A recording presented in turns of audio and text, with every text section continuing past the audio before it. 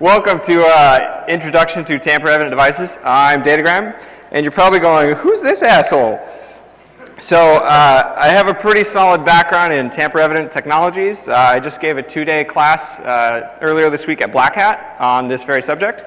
I also do a lot of non-destructive entry stuff, so think lockpicking, safe cracking, making friends with guards, and so on and so forth. I also do forensics, particularly forensic locksmithing, so determining if locks have been picked or bumped or opened with things other than a key. And like many of you, I also do computer security, and like many of you, it's also a bullshit term that I use, so we don't have to talk about it so much. I run a couple websites, such as LockWiki, Lockpicking Forensics, and eventually TamperWiki will have something more than a cool splash page that I got bored and made. I'm also the leader. Am I the leader? I'm the leader of a tamper team called the Motherfucking Professionals. And for the record, if anybody's wondering why we picked that name, it's because John used to ask me, like, can we do this? And I'm like, John, please, I'm a fucking professional. So that's that. We won the Tamper contest last year, which was the first ever Tamper Evident contest ran by DT. And I'm proud to say that this year we've won all 4 levels. Yeah!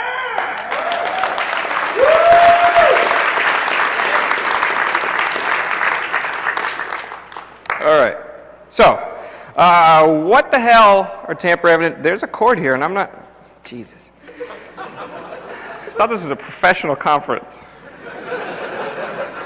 Okay, so what's the difference? We have terms. We all work in security. We all have retarded things that we wonder, why do people say that? Why is that on every box I buy for security products? So these 3 terms, tamper-resistant, tamper-proof, and tamper-evident, as a fourth kind of pseudo-term is anti-tampering. So what do those mean? So a product that's tamper-resistant is actively made to deter tampering. Now what tampering is may vary depending on the product, but generally it's anything other than normal use. So for our water bottle, if we take off, thanks, I didn't realize I needed this prop, but thanks. The fuck? So the water bottle has this little seal. So if we take the seal off and put something in the water, that'd be tampering, as long as we put it back and it looks right.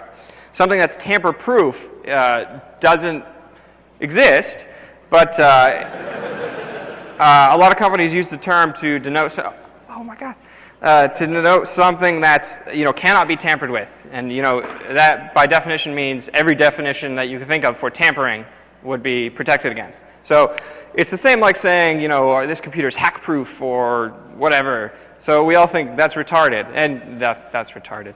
And then our last term is tamper evident. So that's something that doesn't necessarily resist tampering, much like our water bottle, but it is determined to leave evidence of whatever methods of tampering that you did to the product. So tamper evident itself, anything that leaves evidence. Usually, in a general sense, we say tampering is unauthorized access, alteration, or replacement. You can also use counterfeiting and so on and so forth. So why don't we just use locks, where we would use these tamper-evident products? Because locks actively prevent entry. That's their goal.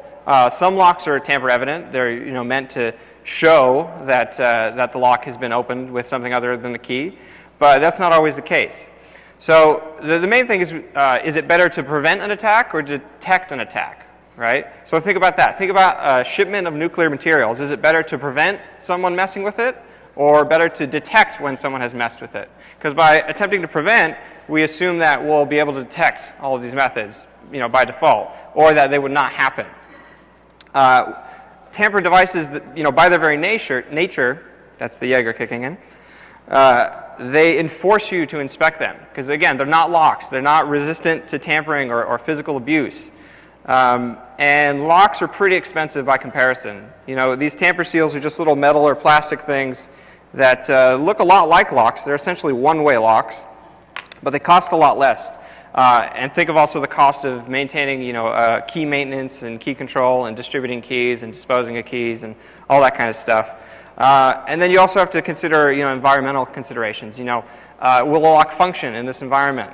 Will it get jammed up? Will I have to replace the keys? Will I have to repin the lock? So on and so forth. So who uses tamper-evident devices? The answer is all of us. We just may not think of them as such. So food and drug packaging, again, our friend the water bottle. At Black Hat, I took the fire extinguisher from the room and I put it on stage and they got really mad about it. But those all have tamper seals on them. They inspect them or do whatever they do for the U.S. Fire Marshal. And then they reseal them to show, that it's been inspected and so on and so forth. A lot of drugs, pharmaceuticals, Tylenol, everything, that kind of stuff, all have little tamper seals on them so that, when you buy the bottle, you open the box, you take off the shrink wrap, you open the bottle, all that kind of stuff. All are, little tamper indicating devices, so we can tell if our pills have been screwed with. Pretty much everything, warranty protection, all of our DVD players and electronics like that usually have a little tamper sticker to determine when we've opened the case. The Customs, Border Patrol use these a lot to secure cargo shipments and other kind of stuff. And then also think about confidentiality. So how do you determine, if I send a letter to you, how do you know I sent it or it wasn't modified en route? It's easy with like digital stuff, easier, but it's a lot harder with physical things, right? Because, we have to inspect them, and then how far are you willing to go to inspect them to ensure that that's the real deal?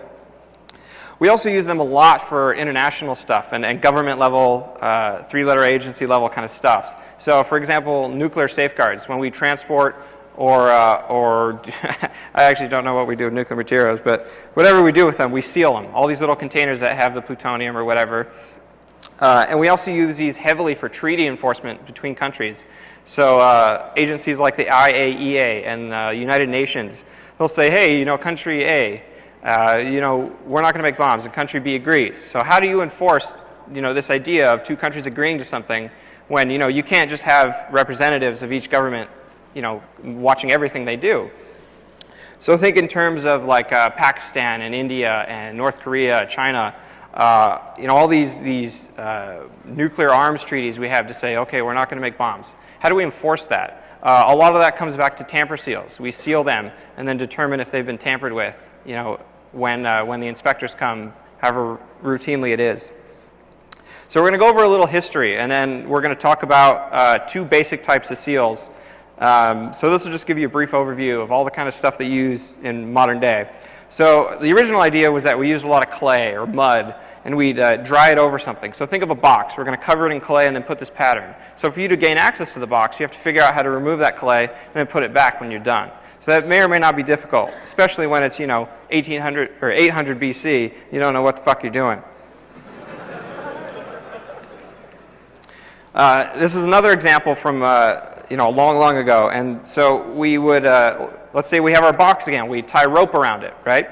So this is called a belay, and it's a little piece of clay that fits over the rope, and then you stamp it in and it squishes into the rope and dries. So again, like our box covered in clay, you'd have to remove that to access the rope to open the box. The Pope is awesome, and he has a ring, which he's kind of baller in that sense, right? He has a ring. So there's a guy, there's two guys. One guy, when the new Pope, when the old Pope exits, he has to melt his ring, right? When the new guy comes in, some other guy makes him a new ring, and then they use that for stamping papal insignia. And so you can see here's a real old version. But tradition still continues to this day. And usually they do wax nowadays. In mid-1800s, we started combining locks with seals. And it's pretty cool because, again, we think, why not use locks? Why use seals? Why not use both? Have the best of both worlds. So this is an example of a real old padlock. And you can see on the right here, there's this little piece that kind of swings open, and that allows you access to the keyway. So they figured, well, why don't we just put this stamp over that and then close that up? And then to get access to the keyway, you'd have to remove the stamp, right? Now, we'll ignore any, well, what if you don't need to use the keyway to open the lock? There's also a lot of locks from this time period that have little glass plates. So when you lock it, a little glass plate slides over the keyway, and you'd have to shatter that to get access to it. During World War I, World War II, we started doing mail censorship, and probably before that. So essentially what it is you send some piece of mail. Somewhere along the way, the censor says, okay, flag that. And so they cut it open, right? Then they read what it is, they determine if it's okay to go through. They tape it back up, and then they put a stamp over it. And you can see over in the top left here, they even write what language the letter was in. And then again, we also use this kind of similar stamping stuff to make sure that our mail has gone through the mail system properly. A very cool story is beginnings of the Cold War, beginnings of the CIA. They had a lot of difficulty with communicating back and forth. The CIA had a lot of difficulty communicating with agents in Moscow. So what they did was they did this elaborate program where they bought thousands of different postcards, and they sent them to and from different addresses, different recipients, and they put different things on them, like in Moscow, from Russia with love, so on and so forth. And then when they reached their destination, the CIA would go back and look at them, determine which ones had been tampered with by the Russians, and then determine which methods they used to try and detect tampering, and then which postcards didn't qualify for whatever censorship or tampering that the Russians did. So through all this, they look at the pattern and say, well, if we send it to Ohio and it's in this rural area, maybe it doesn't get flagged, and so on and so forth. So it's a very, very cool project, and I think a lot of it's in Family Jewels, if you want to look that up to read more about it. I don't remember the name of the project, but it's also documented a lot in the book Spycraft. I just think it's a really cool thing that, 70 years ago we were thinking, well, how do we detect mail tampering, and how can we prevent it? How can we get around people doing it? Because obviously you can't tamper everything that goes through the mail system. It's just not logistically possible. So you got to pick and choose. In the 1980s in Chicago, there was a lot of scares where Tylenol pills were replaced with cyanide pills. And so you can see on the left is Tylenol, on the right is cyanide Tylenol. So people started dying from this. And there was this huge scare where Tylenol was rushed off the shelves. And Johnson & Johnson, owner of Tylenol, said, we can't detect tampering at the factory level, so it must be further down the chain. And to this day, it hasn't been determined how this happened. There were a lot of copycat kind of things, like a woman fed her husband a cyanide Tylenol and then went to her local store and put a dozen cyanide boxes mixed up in there so that other people would die and they'd think it's just another freak occurrence, all the boxes have been tampered with kind of thing. Obviously it didn't kill Tylenol, but similar incidents killed a number of other aspirin or pain medication type companies. So now we get to more modern day seals. After the whole fiasco in Chicago, we instituted the Federal Anti-Tampering Act.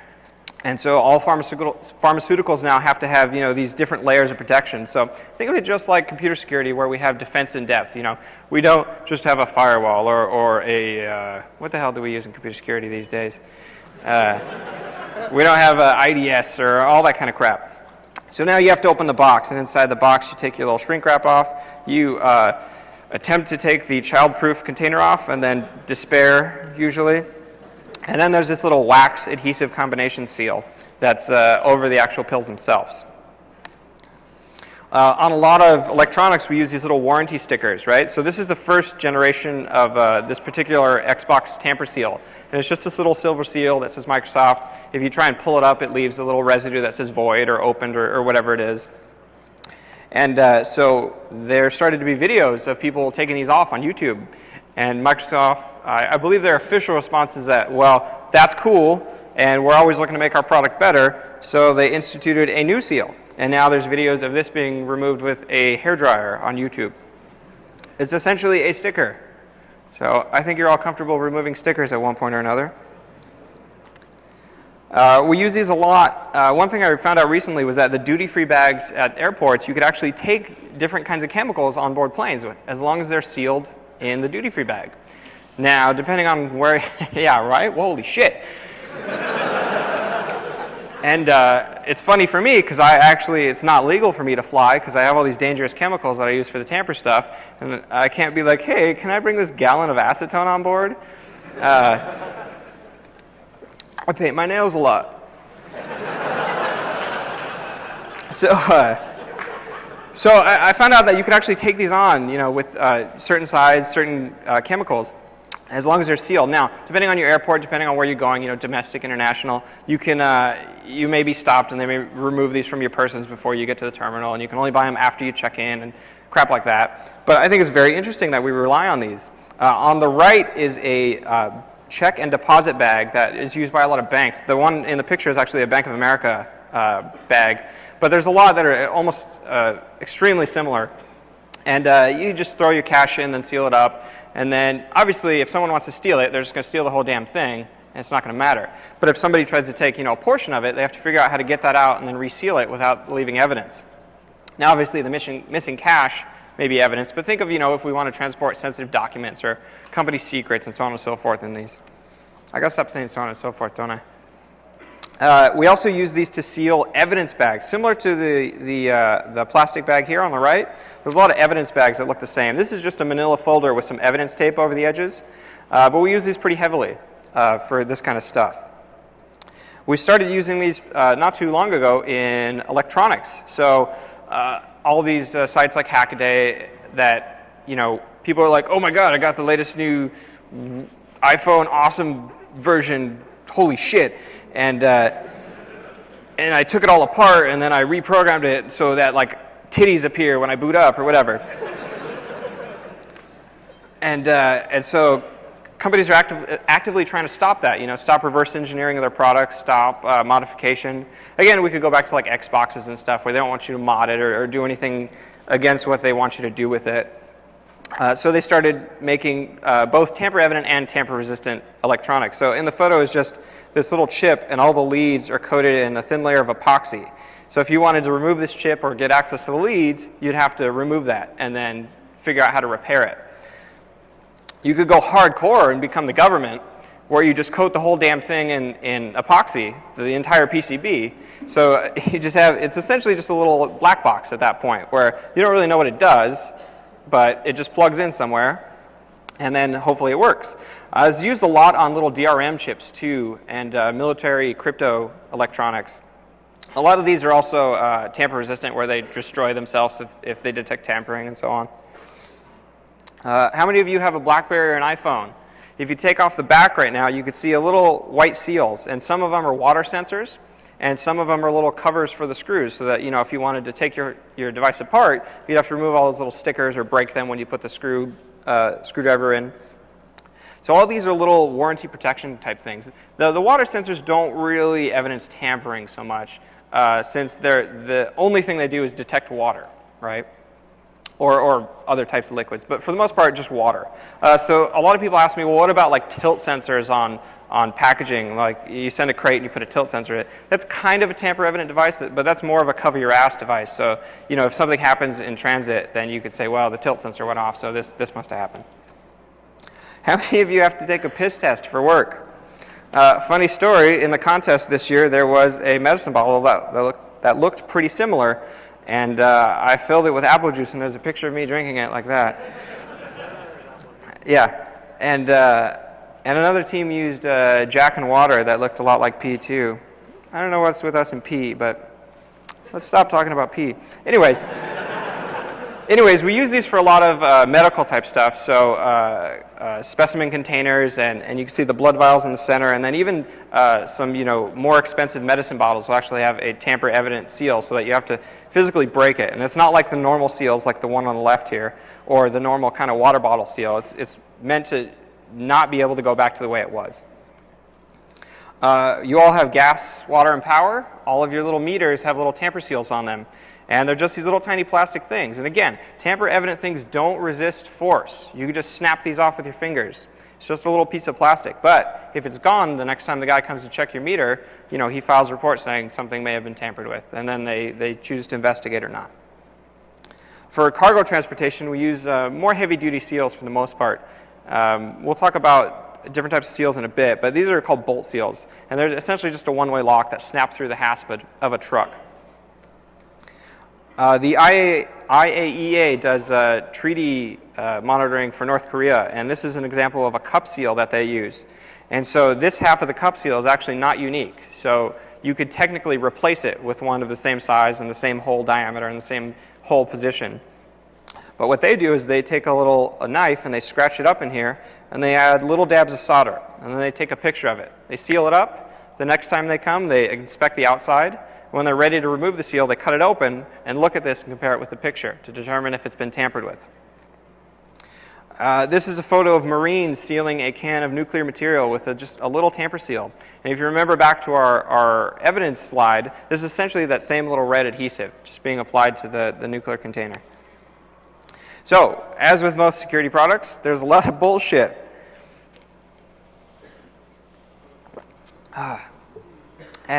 So one thing I found really funny is that everyone who sells zip ties markets them as tamper-proof, and I thought that was pretty funny.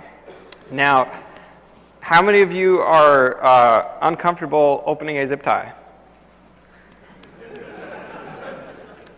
Did not think so. What if it's a pulled tight zip tie? A little more tricky, huh? Step it up. There's also dedicated tamper companies, and most of them represent their products as being more secure than they really are. And that was one of the motivations for DT starting the contest last year and continuing it on this year and next year. So you'll see it's just a little sticker similar to our Microsoft warranty sticker. When you pull it up, it just says void. And the wording to the right says impossible to reseal or reuse. Another one is these little metal padlock security seals, which sounds very intimidating. But it's essentially just this little frangible, is that a word? We'll find out later. It's just this little shackle that fits through the body and it snaps into place. And it says positively tamper-proof. We'll get back to him later. So, what makes something tamper-evident, right? Is a water bottle tamper-evident? Is an envelope tamper-evident? You know, all these things. Yeah, but are they designed to be such? So something that's tamper-evident should be durable to everything. I'm going to try walking around. We'll see how it works. Something that's tamper-evident should be durable, but it should be weak. It should not resist physical attacks, right? It should be a one-way lock mechanism. There's extremely few seals that are actually resealable. Because, you know, think if it's resealable, it's essentially a lock that you can lock and unlock at will, given the right tools and skill and all that sort of stuff. Tamper seals usually have unique identifiers to prevent you from just swapping one out and counterfeiting it. And they're sensitive to basically everything other than a tug test. And so what a tug test is where you seal your seal, and we'll talk about this particular seal in a second. You seal it up, and then you just pull it, right? So we know it's locked. So what if I pulled it and it snapped, right? If I'm just pulling lightly, then that may evidence tampering, right? And they're also should be very weak to things like temperature or different chemicals and so on and so forth. So how do we inspect tamper seals? And this is a talk all on its own, but we just look at them casually. I go, oh, do-do-do-do-do. And then you can look at them closely and see if there's any little scratches or missing pieces. You can also disassemble them if they are disassemblable. And then you can get to serious science where, you know, you're saying what trace evidence is on the seal. Are there fingerprints there? Are there hair and fiber? That kind of stuff. And then there's also seals that have traps or alarms. So think of an example of a trap would be, what the fuck was that? An example of a trap would be like the little ink things when you go to the department store and all the clothes you want to buy have the ink things. So if you try and remove that, it sprays ink everywhere. And so that's considered a trap. An alarm's more like when you're in the same department store and you just try to walk out and the siren goes off. So what does defeating a seal mean? So this is kind of ambiguous. Defeating a seal doesn't mean just pulling it apart, because it's pretty easy just to pull most of these apart. So by defeating it, we mean that we open it and we reseal it, which sometimes is the harder part, and we leave little to no evidence of tampering, as little as possible. So there's vulnerabilities kind of everywhere. So we can think of there's problems with the design, something that the end user just can't fix. There's problems with procuring seals. So what if I start a malicious tamper seal company that sells flawed seals, right? And you buy seals from me. What about storage of your seals? If somebody has access to your seals before you install them, can they be tampered with and then made vulnerable to different attacks? What about installation? You can definitely install a lot of these wrong to reduce the security they offer. And then, of course, the biggest thing is the human element. You know, to identify tampering, you need to have somebody actually look at it. There's no good automated way to do it. Now you can say, of course, we have electronic tamper seals that will alarm and do that kind of stuff. But that kind of stuff tends to make us lazy. And so we just need to say, you know, when the guy pushes the button to see if it's been tampered with, it tells him no. And there's a lot of ways we can fake that. And then think about also how you remove or dispose of the old seals when you pull them off the container when they get to their destination. If you just kind of throw them in the dumpster out back, can somebody go through them and get parts or get materials from that would allow them to better tamper the seals that you're using still? So the first thing we're going to talk about is called mechanical seals. And these are little plastic and metal type seals that physically prevent you from doing what you want. So think of it like a little hasp on a door, and we have this little tiny tamper seal around it. To open the door, you need to break this seal, in theory. So zip ties, seriously, zip ties. We're not joking when I say zip ties are a basic tamper-evident seal. Again, show of hands, how many people are worried about a zip tie? Fully sealed zip tie? Those are tricky. Okay, so the first thing we're going to talk about is the beaded cable seal, and I have one here. You want to pass it around? Wow, that was off. Well, I'll seal it for you. And you know, just pull on it lightly, see how it feels. Don't tighten it too much, but play with them, see how they feel. And essentially, it's just this little cable that fits through the body, and once you push it through enough, it locks into place. So it's basically a fancy zip tie. How confident are you that you could beat this now? One guy? Jeez. I thought you guys were pros who had like the whole fully locked zip tie thing down. So I tried to do this earlier when I was drunk and I ripped the shim, but you can essentially just put a little Coke can through there and get it around the cable, and you push in. And then once you get it through, you're essentially doing the same thing with a zip tie where you're separating the teeth from the cable. Then you can just pull it back out. And there's a lot of these seals, and they look different now and then, but they're essentially the same thing, right? They're just these little plastic or metal pieces, and you snap them together, and they're glorified zip ties. Some are two-sided, some are four-sided, some have two rows with a divider in the middle, so you got to shim both of them. And again, shimming is not the only defeat. Think of, you know, a lot of these don't have serial numbers. Can we just swap in another one of the same color, of the same model? Lots of different defeats. So again, go back to, you know, our list of different places we can attack them, and just think of all the different things we could do to these basic little seals. Next type of seal we're going to talk about is called the plunger seal. Now, one thing I should mention is that all the companies that sell these have really tarded names for them, so they all call them truck seal. So it makes it really hard to talk to somebody and say, hey, you know that truck seal? And they're like, oh, which of the 5,000 are we talking about? So I call them just kind of how they interlock, because it's easier for me. And hopefully I'll just give enough talks that everybody else starts using the terminology. But it's essentially just this little piece that snaps in. So it's similar to our little cable seal, but it covers the piece that we would want to manipulate. And you can see that the little flanges here kind of prevent you from sticking something in and pushing those little legs back. But on most of these, they're capped. So the way that they seal this is that they form the body, they put the little white piece in, the detainer, and then they cap it, right? And then whenever you're ready, you just snap it into place. So I don't know why that slide's there, but okay. So you can actually take caps from other ones, and you could just pull the caps from existing ones just using a little screw. You just screw it in there and pull it out. Sometimes you could use heat or boiling water to make it easier, but you could just pop that out and then put a new one in there, and no one's the wiser. And once you have the cap out, you have, you know, full access to the internals, so it becomes a zip tie again. And so you can see here in the photo, for our team, we have a big box of different little caps ready to go, so it saves us time when we want to do defeats. We just pop the existing one out and then pick the right color. And you know, if we damage the white part in any way, it's hard to see, but it's right here. If we damage that, we just pop a new one in because they're all the same too. And none of these little pieces are serialized or unique. So there's other little plunger seals that are pretty common as well. Again, these are used a lot by the utility companies, and they're essentially just the same thing. They're just a different little format. And you can see the one on the left doesn't even have a serial number. So if we find the same type of seal with a serial number, can we print a new one on it because we have blank ones? Sure, why not?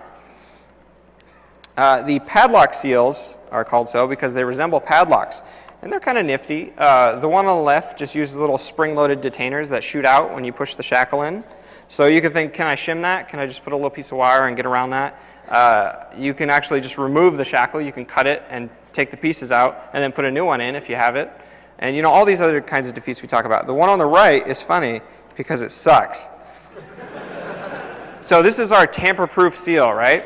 And so it's just this little piece that clips in, similar to our plunger seal. So we have it here, and you try and pull it, doesn't work. So you can, of course, just go in there with a lockpick and push those little legs back and pull it out. But what I thought was a really funny attack is you could take another shackle, which is funny, because you see they have these little tabs. So it's supposed to be where you can put a serial number so you can't just replace the shackle. So we'll assume that they're serialized. But you just take another one, and you kind of fit it down in. You see, somebody knows where I'm going with this. Oh, wait for it. and you take them out.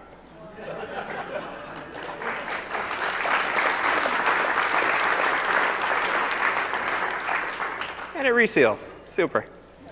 You guys want to play with this? Should I pass it around? Don't fuck it up for all the people in the back. Come here. I'm not throwing it. So have fun with that. At the Tamper Evident contest, if they're still set up after the talk, they have some practice seals if you want to just take one home to play with. I unfortunately don't have, well, I do have 1,000,000 seals, but I didn't bring them. But I'll have a couple extras up here afterwards. The next seal we're going to talk about is also called a padlock seal, but for different reasons. So you see they have different designs, different places they put the serial, different little shapes up here, and different shapes of the clip. But essentially they're all the same thing. It starts open, right? And then you affix it to whatever you want to put it on, and you snap it closed. And the little legs dig into this middle piece, and the barbs prevent you from pulling it out. And it's actually a tough little seal. Whoa, I didn't push anything. We skipped several slides for no reason. Okay. So one cool attack is you could just clip it off, whatever it's on, and then you dunk it in salt water or anything that's conductive. And you can use a battery or a power supply, and you attach the leads to each side, and you could just essentially you rust it really fast. And because the main part of the seal is plastic, it's not affected. So you just rust these little metal pieces until they're gone. You pull the old clip out and put a new one in, and it works like a charm. So here's a picture of it once it's been through the electrolysis process, and then now it's ready to take a new clip. Now it's a little difficult to do. Sometimes you have to scrape out whatever little bits of the old clip might be in there. But it's a really cool attack, and it only takes about half an hour. And again, this doesn't need to be on the thing that you're attacking. You just clip it off and then put it in your solution and go. The other seal we're going to talk about is called metal cable seals. And this is the first of 3 seals, this type of seal, not necessarily the models that we're going to demo. This is the first of 3 that's approved by Customs and Border Patrol for their sealing needs, for all their tamper stuff. So they use the heavier duty cable seals, but essentially the same idea. And there was one that they used in this year's tamper contest, and I think all the teams defeated it, or at least the majority of them. So essentially what it is you put the cable through one side. I have another one here. So you put the cable through one side, and then it should lock into place, just like our little beaded cable seal. And there's a little spring in there that pushes a little gear. So when you try and pull back, the teeth of the gear and the braiding of the cable make it so you can't pull out. So what we could do is just shim it, right? So I have one prepared. You can see it passes tug test. You want to, come here. So just tug on that cable a little bit to make sure it's locked. Give them a thumbs up if it's locked. All right. People think I'm bullshitting them sometimes, so we got audience participation and all that. So I have my shim kind of just inserted, but you see it's still locked. So what we're going to do is we're going to do the same we did for the other one, where we just kind of put it through. Oh, but I scrunched it. Oh, I broke it. Oh, I'm tarded. Okay, it's done. I'm tarded.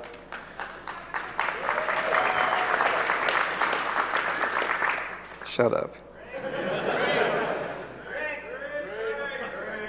Is that one locked? Yeah, this one's locked. Ooh.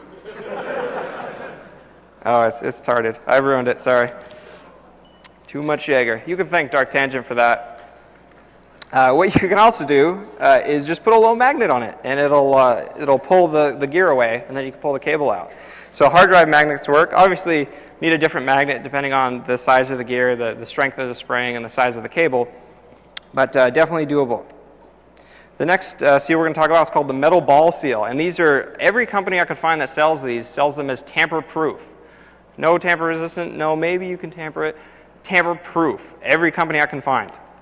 And so what it is on the top is unsealed. And so you pull the strap through, and then normally there's obviously the ball over this section, but there's rings clipped around each side. They don't go through, right? It's a ring like this, and it snaps together under the force.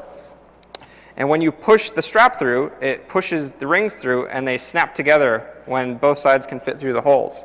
And then you can't pull your strap out. So let's talk about how can we defeat this? Because this is a pretty complicated lock. It's very simple in design, but how do we defeat it, right? So to defeat it by so-called picking, we'd have to rotate the rings back and spread each of them to get the strap out. So that's pretty hard. And you know, there's some in the contest area you can look at. It's a very small little area that you have to work with. And trying to rotate and spread in that area is very difficult. We could always try, you know, cutting the strap somewhere that they might not look at and repairing it. It'll probably fail the tug test, but maybe that's a basic defeat you could try. And then what about, can we counterfeit it? Can we change the serial number? Can we take another one and re-serialize it? Can we make our own strap and then serialize that? These are all, you know, varying degrees of difficulty, but just think about that. What else can we do? Anybody? Ideas? Thoughts? Comments? Concerns? You guys are quiet. I'm sorry? You can manufacture the rings, but how do you get the rings in there apart? And how do you get new ones on? Because that bolt doesn't, or the ball doesn't come off even if you cut the rings. Ah. I'm sorry? Vibratory. No, that will not work because you need to actually spread the rings. Nice try, though. Okay, so the defeat we came up with for this year's tamper contest is we made dies to recrimp metal balls. So we get our target metal ball seal. We cut the ball off. We take two halves from other seals. We put them back on after we separate the rings and take it apart, put it on wherever it's supposed to go. And then we just recrimp it, right? So can you tell which of those photos has a tampered seal? Any of them? 1, 2, 3 of them?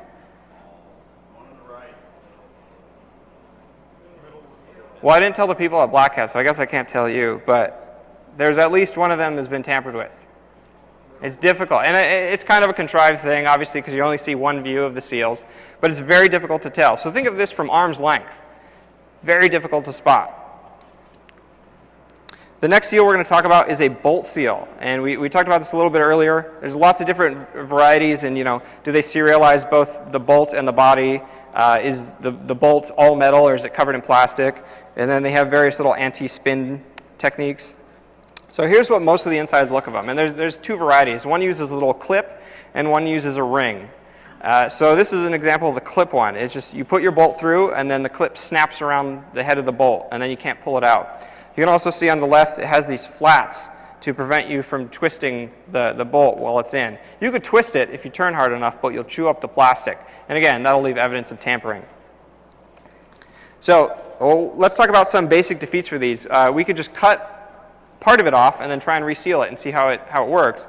Potentially difficult. It's easier on the all metal or all metal bolts, but varying degrees of success.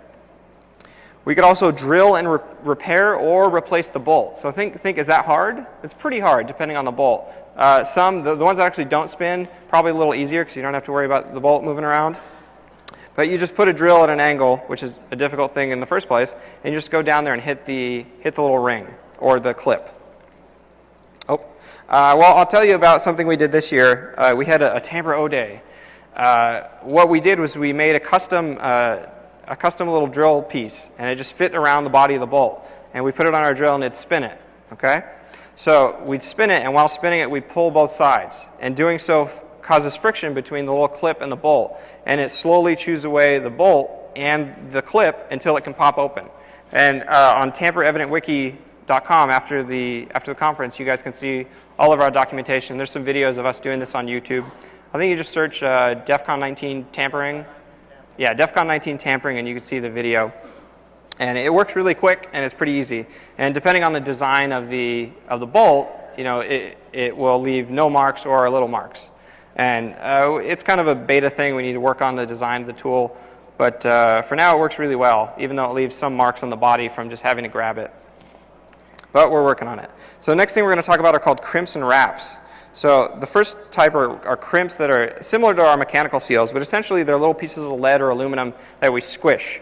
And usually we squish them around a wire or something. So it's just a little frangible wire, and then you squish this piece over it, and then you can't separate the wire.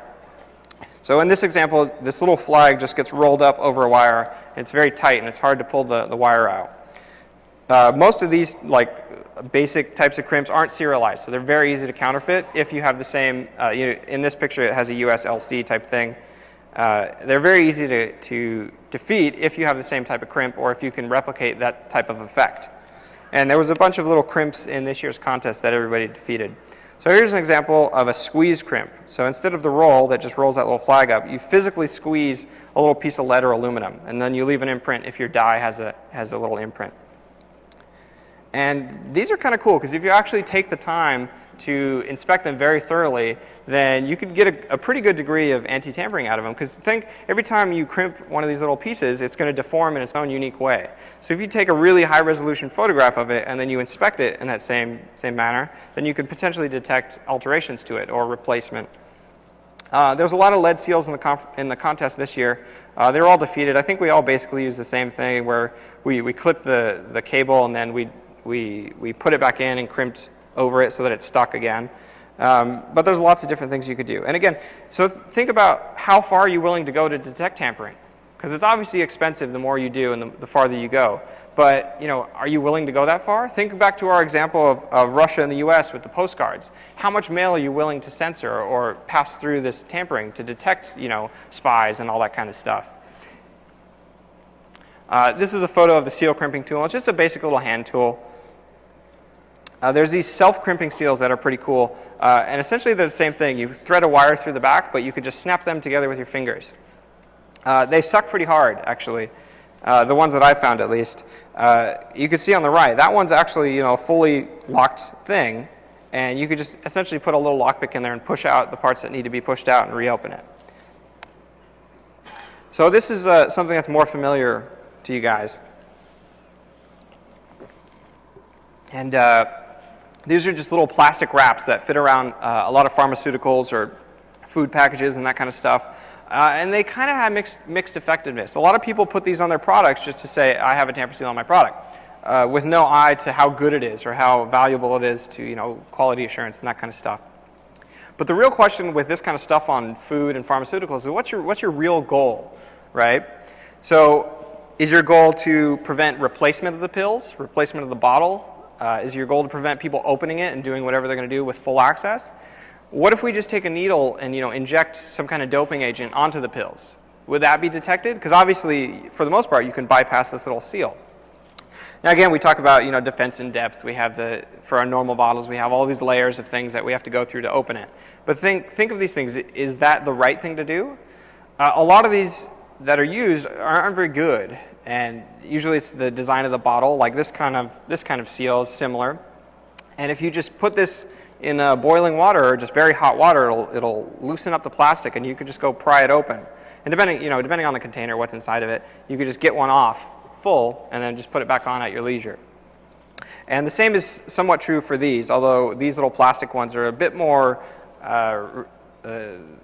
heat affects them a lot more than these bigger plastic seals. But a lot of them, how many of you have ever bought a product where you just kind of wiggled it off and you got it off intact, right? Oh, he was just raising his hand. He didn't have a question. I'm tarded. Sorry. How many of you, think of the ones you couldn't take off? How far do you have to cut up this little seam to get it off? Probably not all the way, right? Usually very little, if any at all. So think, how can we cut and repair that? And think a lot of these are pretty easy to counterfeit because nobody really serializes them. So you could just, if you have another one, you rip this one off, put a new one on, and then heat it back up so it shrinks. So think, again, how far are you willing to go to detect tampering? Are you going to take photos of the exact pattern that your little plastic wrap seals on to whatever you're doing? As you get bigger and bigger, think like huge companies. They can't afford to do this kind of detection. It's just we put a tamper seal on it because the law says we have to.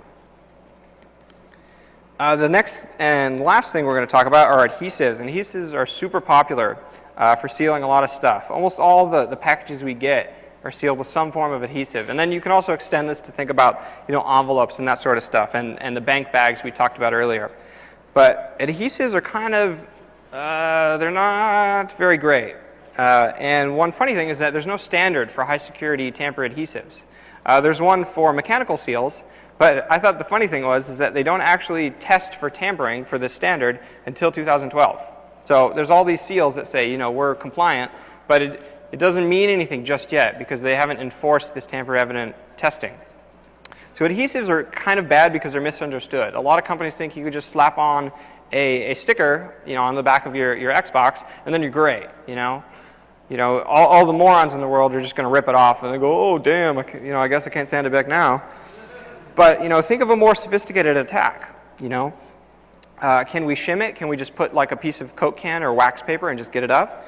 Can we, will heat help us get that off? Water, steam, solvents, temperature, again, both hot and cold. And then also there's always counterfeiting. There was a funny situation earlier where they were judging the tamper contest, and they said, when you apply this tape, because the goal of the contest is to lift the tapes and put them back down, they said, did you get dust on here? And I go, no, when you use this roll, that's just how it looks. And they didn't like that at all. But we actually have dreams of one day giving back 2 boxes for our tamper contest because we can counterfeit so much of it that we could just duplicate it. But I'm told that's bad form, so we haven't done that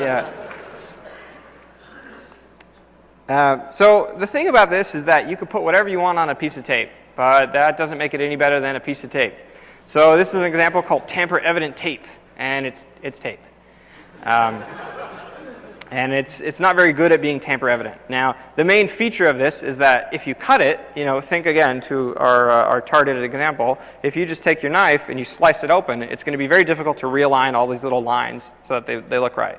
But again, why do that when you could just put acetone or isopropyl or any of these things that you could buy in your local drug or hardware store or pharmacy to lift the tape? So the real questions are, when you look at an adhesive, is it serialized? What's it applied to? Is it on wood? Is it on plastic? Is it on metal? Is it on paper? Because all these things depend how well it's going to adhere. And then you got to think, what type of material is the adhesive? The backing, tapes are a combination of a backing, so like your little plastic layer, and the adhesive under it.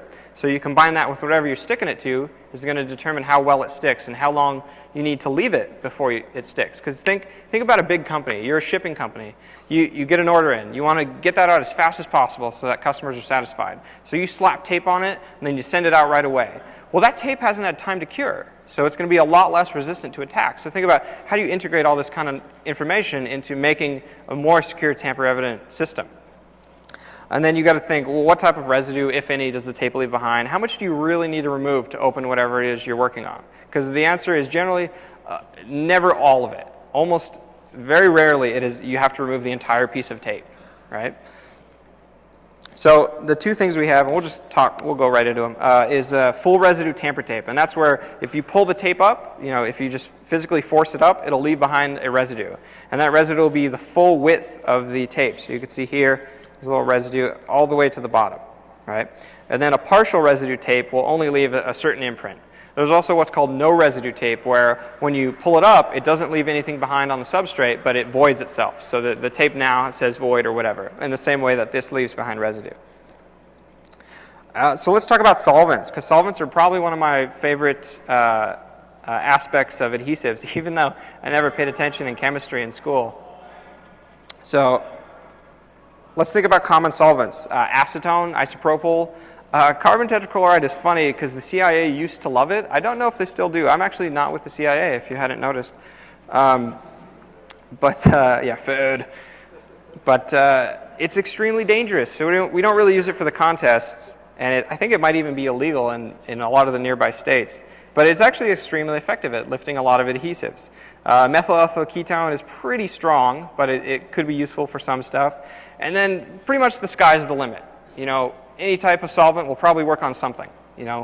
Again, it depends on your backing, depends on your adhesive, depends on your substrate, all this kind of stuff. And so literally the sky's the limit. There's huge amounts of solvents you could pick from. I did a black hat teaser talk for the training, and I didn't want to show a solvent in it because I wanted it for the contest. I wanted it to be a secret. So I replaced it with aromatic bitters. So my goal was to, I thought this out. My goal was to identify all the bad teams by whether or not they added aromatic bitters to their kit. So think about how do we inspect adhesives, because adhesives and envelopes and that kind of stuff, we generally have more of a drive to, when we see them, we can tell if it's been tampered with or not. So we look for cuts or tears or wrinkles, any distortion, if it has lettering. We also want to look at, has it changed place? Again, how far are you willing to go to look at this kind of stuff? Is the texture of it different? Is the gloss different? When you peel it up, is the adhesive the same strength? If it's supposed to leave a residue, does it? Does it leave it properly? Has it been altered? So there's lots of stuff. If you use, the bad part about solvents is that if you use the wrong one, you're probably screwed. So this is just an example of a ruined tape. And you can see it just basically dissolves and leaves the security pattern behind. And if we look at this again, you can see it even flared out to the sides here, so it's all covered in blue ink. If you use heat, if you use too much heat, pretty easy to ruin a lot of adhesives. So here's an example. One thing that a lot of solvents do is that they affect the gloss of the tape itself. Because, you know, generally speaking, you don't want to put the adhesive on top of the backing. You want it between whatever it's stuck to and the adhesive. Because it doesn't really do you any good to have it on top of it, because that's not what's holding it there. So if you get it on top, you might change the actual texture or gloss of the backing itself. You can also look even, you know, as far as you want to get into this, to look at, you know, is it actually stuck? And when you peel it, does it feel the same? Does it look the same? So again, here's another example of heat with all the letters are all distorted and smeared. Big bubble marks. Let's say you use solvent, and the solvent lifts the tape, but it damages the adhesive, so the adhesive doesn't work right. So you got to add new adhesive, right, if you want it to look right. Pretty difficult to do, and you can see here's a photo of glue being stuck kind of around the edges from it being resealed. Here's an example of aerosol adhesive. So when you use aerosol, it's a combination of whatever the sticky stuff is and the propellant that actually makes it spray out. And here's a photo of all those little particles on the tape itself. And so that's obviously not normal, because that's not how normal adhesives come. So the things I want you to take away from this talk are that there's lots more seals. There's hundreds of types of seals out there and little design variants that make certain attacks better or worse. There's always room to improve your methods of defeat. Everyone's leaving, geez. And so how do we improve our defeats? How do we improve, more importantly, our installation, our storage, our inspection methods? Because at the end of the day, you don't need to beat the tamper seal. You need to beat the people looking at them. And that's generally a much easier thing to do. And how do you integrate all this into, you know, whatever your business is? So don't think that you could just slap a sticker on and then it's going to work. The hard part about it is that unless you're crazy like me, it's hard to evaluate seals, you know, seal A versus seal B and determine which one's better. And there's no real information on the internet about how to do this. So that's one of the goals of the contest that DT's running is starting this year, all the documentation will be a public wiki every year for the contest. So we do all our defeats, we type it up, and then once Defcon's over, that all gets published to the internet. So you can look up, you know, this seal. Was this used in the contest? How did people defeat it? And what are ways that we can make it better, that we could use it better in our business? So I want to thank you all for coming. Are there any questions?